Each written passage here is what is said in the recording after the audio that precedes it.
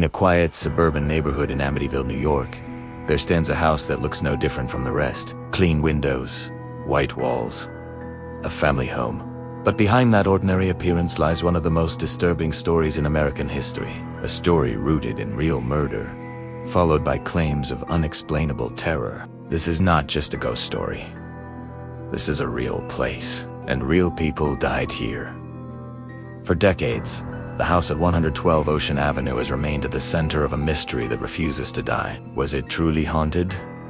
Or was something else at work? It all began on the night of November 13th, 1974. 6 members of the DeFeo family were murdered in their sleep.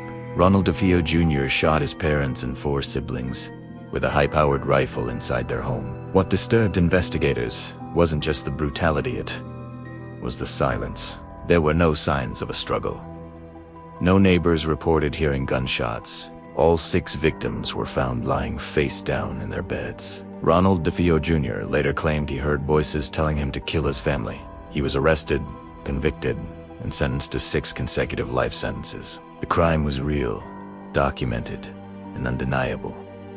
But the house was far from finished. In December 1975, just over a year after the murders, George and Kathy Lutz moved into the house with their 3 children. They knew about the killings. They accepted the risk. The house was affordable and they believed the past was over. They were wrong. Their stay lasted only 28 days. Almost immediately, strange things began to happen. Cold spots filled warm rooms. Doors slammed shut without warning. A powerful stench seemed to drift through the house for no reason. George began waking up every night at 3:15 a.m., the same time the DeFeo murders were believed to have occurred. The Lutz family claimed the activity escalated quickly. Flies swarmed the house despite the freezing winter. Kathy reported feeling unseen, hands touching her. Their youngest child spoke of an imaginary friend with glowing red eyes. They called it Jody. George's personality began to change.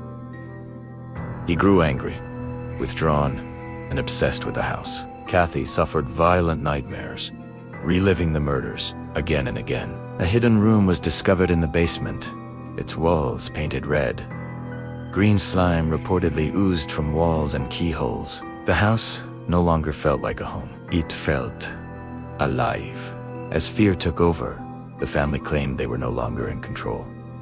Doors slammed violently. Windows shattered. Objects moved on their own.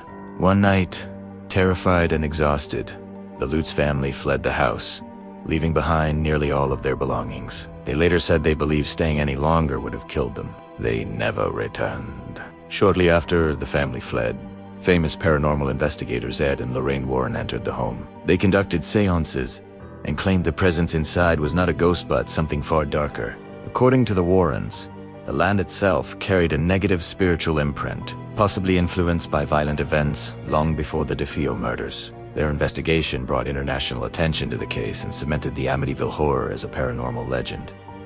But not everyone believed the story. Skeptics pointed out that no other families reported paranormal activity. Many incidents had possible structural explanations. One attorney connected to the case later claimed parts of the story were exaggerated or even fabricated. And then there was money. Books. Movies. Fame. Despite all this, George and Kathy Lutz never recanted. They stood by their story until their deaths. Truth. Or carefully constructed fear. The 1977 book The Amityville Horror turned the house into a global phenomenon. Films followed, so did documentaries, debates, and endless speculation. The home was eventually renovated and renumbered, likely to escape its past.